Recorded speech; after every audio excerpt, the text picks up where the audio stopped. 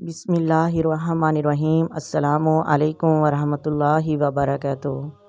محترم ناظرین، آج کی اس ویڈیو میں ہم آپ کو لیلۃ القدر کی عبادت کے بارے میں بتائیں گے کہ لیلۃ القدر میں کون سی 5 عبادتیں کرنی چاہیے جو نہایت ہی ضروری ہیں۔ اس بات کو لے کر بہت سے بھائی اور بہت سی بہنیں پریشان ہیں کہ ہم نے کون سے وظیفے کرنے ہیں، کون سی عبادت کرنی ہے۔ آج اس ویڈیو میں آپ کو انہی عبادتوں کے بارے میں بتائیں گے۔ یہ بہت ہی فضیلتوں والی اور بہت ہی بابرکت رات ہے۔ اس رات کے بارے میں اللہ رب العزت کا فرمان ہے، لیلۃ القدر خیر من الف شہر، کہ یہ رات جو قدر کی رات ہے 1000 مہینوں سے بہتر ہے۔ محترم ناظرین، اب یہ اللہ ہی کو پتہ ہے کہ 1000 مہینوں سے کتنی بڑھ کر ہے۔ اگر ہم 1000 مہینوں کا حساب لگائیں تو وہ 83 سال اور 4 ماہ بنتے ہیں، یعنی جو بندہ دن رات جا کر 83 سال 4 ماہ عبادت کرتا ہے، اس سے بڑھ کر بھی اللہ رب العزت اسے ایک رات میں عطا فرماتا ہے۔ اور اسی رات کے بارے میں حدیث مبارکہ منقول ہے کہ نبی کریم صلی اللہ علیہ وآلہ وسلم نے فرمایا کہ جو بندہ اس رات سے محروم رہ گیا وہ ہر قسم کی خیر و برکت سے محروم رہا۔ اور یہ بھی فرمایا کہ اس رات سے صرف بد نصیب ہی لوگ محروم کیے جاتے ہیں، اور اس رات کو ہم نے بالکل بھی مس نہیں کرنا، اور رمضان المبارک کے آخری عشرے کی طاق راتوں میں ہم نے اس کو ڈھونڈنا ہے، اور لیلۃ القدر کو تلاش کر کے اس میں ہم نے عبادتیں کرنی ہیں۔ محترم ناظرین، ماہ رمضان کی آخری طاق راتوں میں سے 21 کی رات، 23 کی رات، 27، 29 اور 25 کی رات شامل ہیں۔ محترم ناظرین، لیلۃ القدر 27 رمضان المبارک کی رات بہت ہی بابرکت رات ہے۔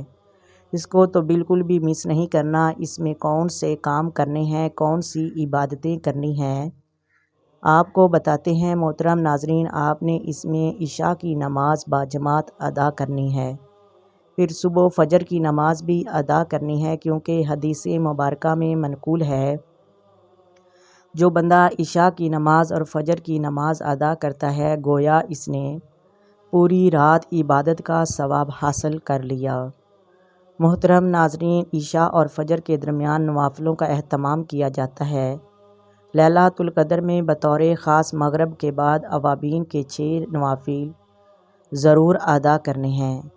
اس نماز کی بہت ہی فضیلتیں بیان کی گئی ہیں۔ عام دنوں میں بھی نبی کریم صلی اللہ علیہ وآلہ وسلم نے فرمایا کہ جو بندہ اوابین کی 6 رکعت نماز نوافل ادا کرتا ہے، اللہ تعالیٰ سے 12 سال کی عبادت کا ثواب عطا فرماتا ہے۔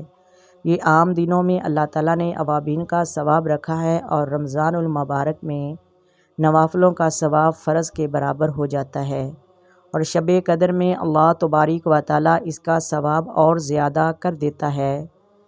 نمبر 2 پر محترم ناظرین، صلاۃ التسبیح آپ نے ضرور پڑھنی ہے۔ 4 رکعت نماز نوافل صلاۃ التسبیح ادا کرنی ہے۔ صلاۃ التسبیح کے بارے میں نبی کریم صلی اللہ علیہ وآلہ وسلم نے اپنے چچا حضرت عباس کو فرمایا، عباس تم یہ 4 رکعت نماز صلاۃ التسبیح ضرور ادا کرو، اللہ تعالیٰ اس کے پڑھنے والوں کے صغیرہ کبیرہ گناہوں کو معاف کر کے درجات کو بلند کرتا ہے۔ اور تیسرے نمبر پہ آپ نے تہجد کی نماز بالکل نہیں چھوڑنی۔ 4 رکعت، 2 رکعت یا 12 رکعت، جتنی آپ کی ہمت ہو، آپ نے اس رات میں تہجد کی نماز بھی ضرور ادا کرنی ہے۔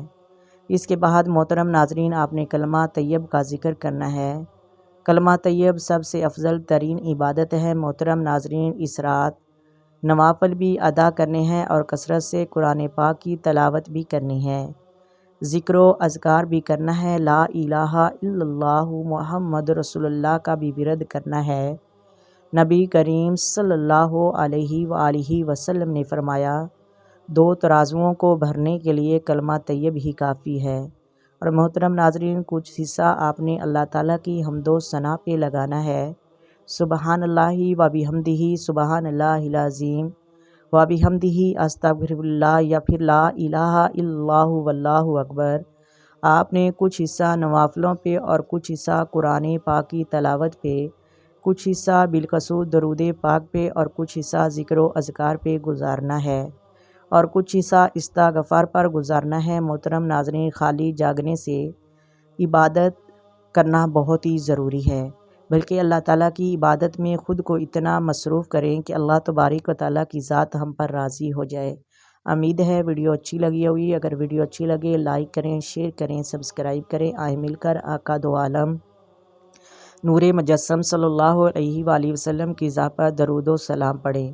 الصلاۃ والسلام علیک یا سیدی یا رسول اللہ، الصلاۃ والسلام علیک یا سیدی یا حبیب اللہ، الصلاۃ والسلام علیک یا سیدی یا نبی اللہ وعلی آلک وصحابک یا سیدی یا محمد رسول اللہ۔